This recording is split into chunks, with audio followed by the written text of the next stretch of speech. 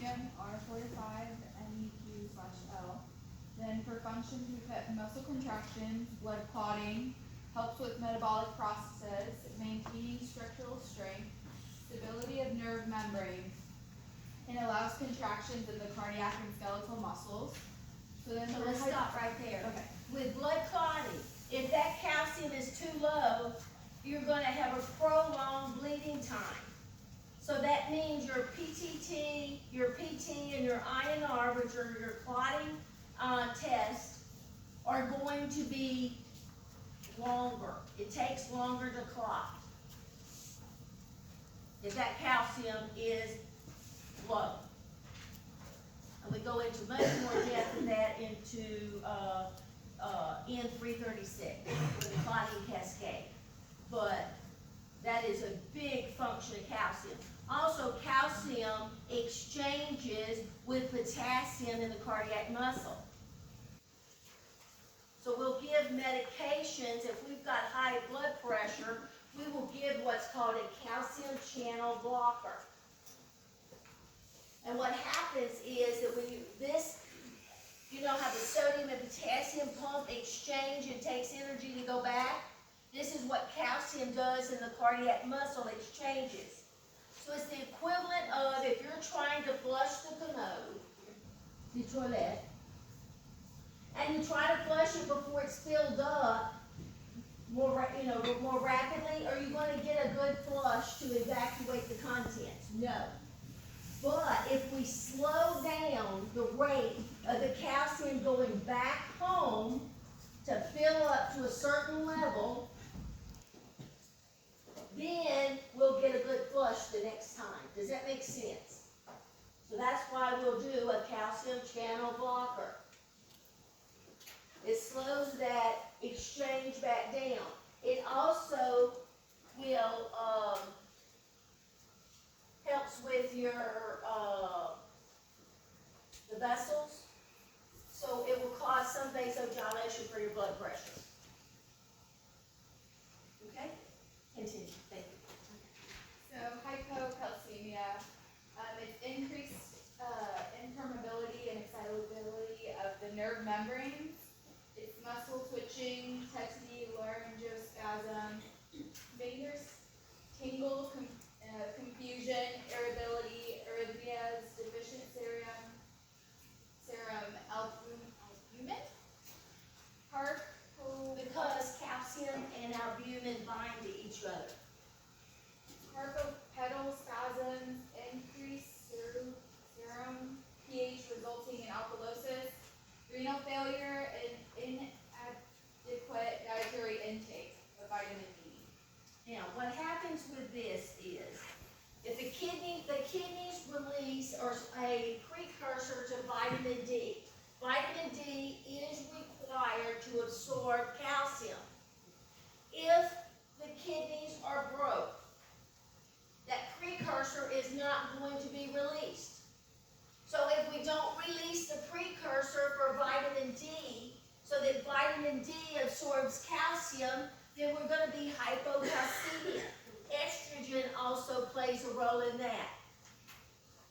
So if you have a postmenopausal female that doesn't like the outside or lives up where the sun doesn't shine that much, she's decreased on her estrogen, she doesn't get her sunshine, and she's going to be hypocalcemia.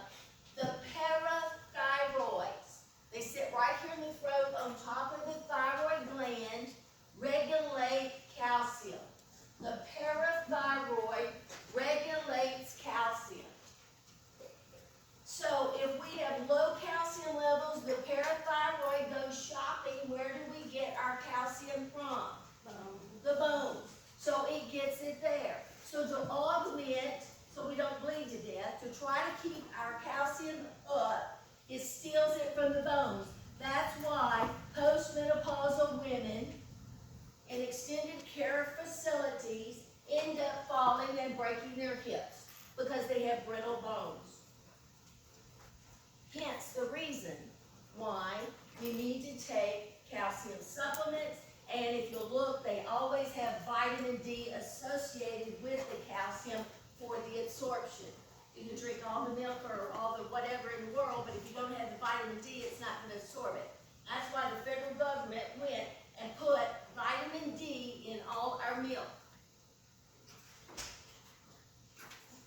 That's why renal failure patients have problems with brittle bones, is because of the lack of that vitamin D. All right? And if you have low calcium, you're going to have prolonged bleeding times. And it's a buffer. So go ahead. For hypercalcemia, neoplasm is a cause of arrhythmias, kidney stones, personality changes, anorexia, lethargy, constipation, lost tone of muscles, bone fractures, and your blood pressure will go up. Renal stones, that occurs, arrhythmias, because it exchanges with potassium in the heart, with the cardiac. They'll be more irritable. And what is the test? To test for the level of calcium. If it's positive, it's low calcium.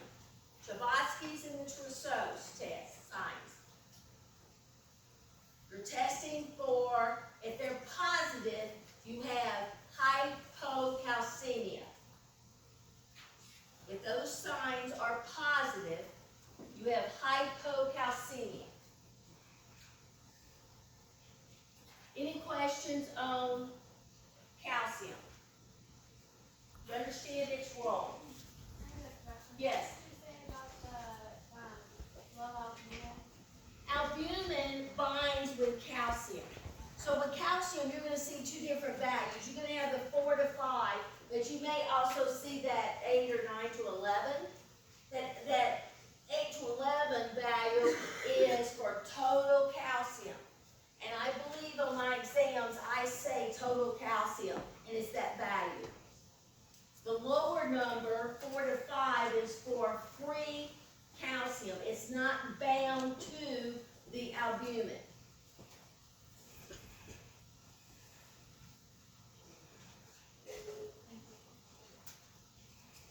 Questions on that concept, because you do need to understand that. Any questions for that team that did calcium? Or me? You see how they're relating? If you see the relationships, that if you learn them, so do you agree and match them together and see what it is. And you need to understand, if you know their job description and how it works, that will lead you to know what the relationships are and what you would see in the signs and symptoms. Just be careful when you take my exam next week.